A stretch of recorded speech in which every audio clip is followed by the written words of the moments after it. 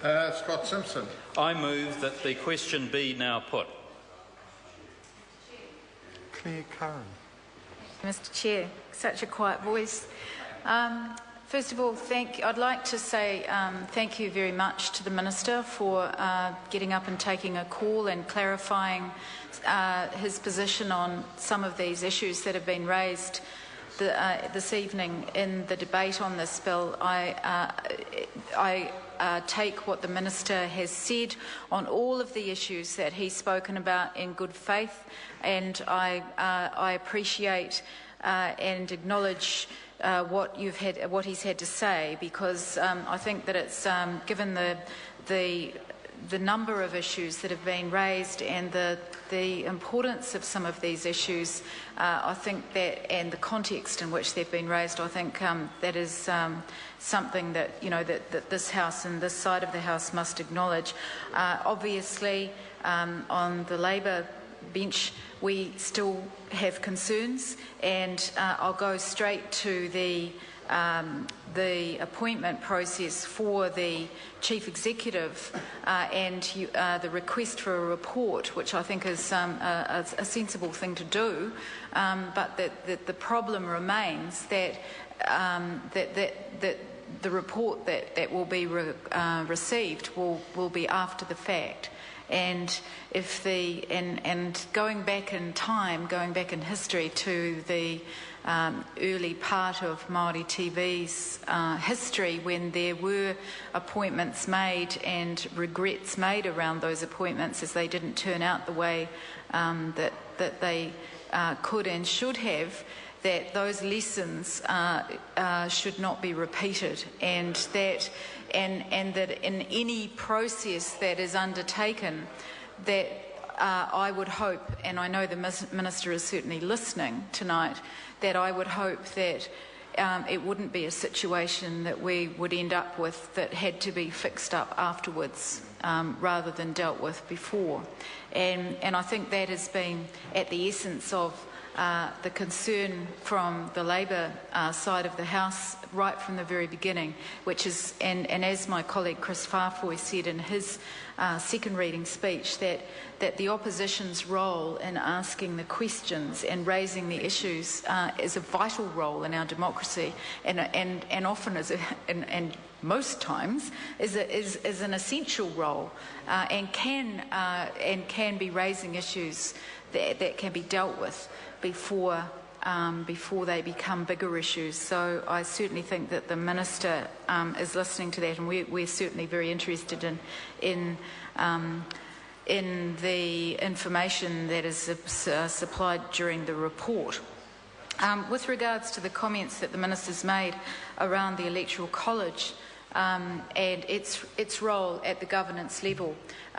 we certainly also, and I certainly think that all of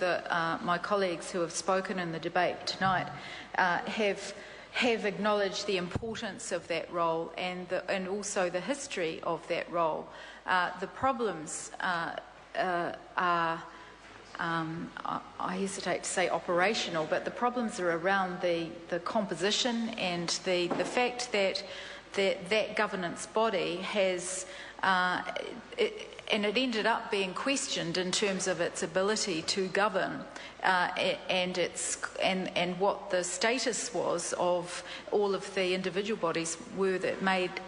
it up, and therefore, and I mean, it was so serious, Mr. Chair, and the Minister would certainly know this. It was so serious that it was mentioned, and it was, well, a great deal of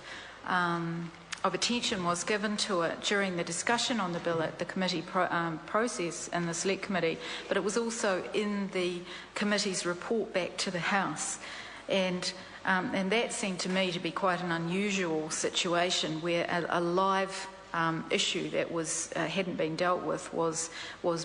drawn to the Parliament's attention as something that still had yet to be dealt with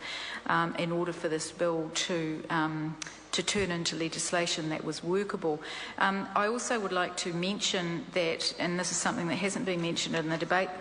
today, that one of the core amendments to this legislation was to try and find a way through if there was going to be debate around the management of the spectrum, and this was supported by the Labor members certainly, and thank you to the officials for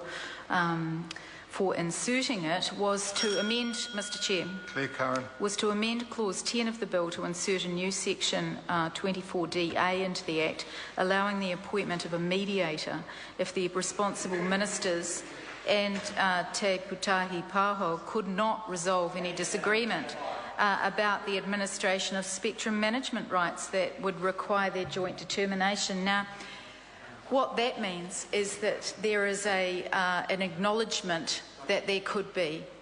disagreements and that there could be the need for some resolution of that. How that mediation would work, I think is still up in the air. I think it's a concern that it would even have to be anticipated, but I certainly think it was a sensible amendment to the bill because it provided a way forward if there was. But what it presupposed was that the management of the spectrum, and this is the essence of Labor's argument tonight, is that the management of that spectrum is a concern, and there is still a question mark around what its future use will be. And given that we are moving into the digital environment, given that there will be more spectrum available, given that not all of that spectrum is allocated to Maori television, the big question remains is what is going to be the future use, and what is the government's position on that? What is the Crown's position? This is the Parliament. This is where we get to discuss these things. So if the Minister isn't able to take another call or isn't of a mind to make another call in the committee stage, I certainly hope that during his third reading speech that he will go to that point and tell the House where is the government's thinking, where is the Crown's thinking on that matter, because that is, in terms of Maori television services future, the next 10 years of its existence, I think this House needs to be assured that it's a future in the government's mind that is about expansion and the golden age, as has been referred to by another member in this House, that there will be a golden age for Maori television, and that is very much at the forefront of the government's mind. I know you're jealous. Mr Chair. Chris Farfoy. Mr Chair, can I also join my colleague Claire Curran in thanking the Minister and the Chair for taking some time to answer some of the questions that we've asked through this committee stage. I think he's done a very honourable job of that and gone a long way to answering some of the questions around particularly the management of spectrum, and he touched briefly on the appointment process.